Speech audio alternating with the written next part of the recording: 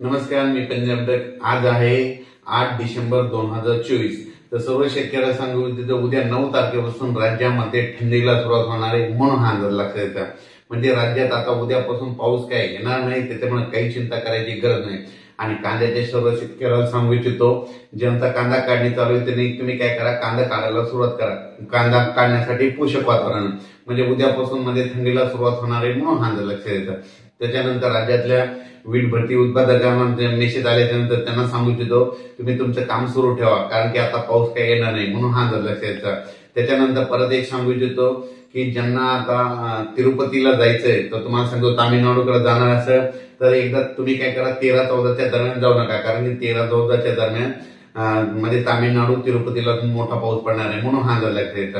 त्याच्यानंतर तामिळनाडूकडे जवळपास 17-18-19च्या दरम्यान पुन्हा एकदा मुसळधार पाऊस पडणार आहे तामिळनाडूकडे, म्हणून हा अंदाज लक्षात येतात.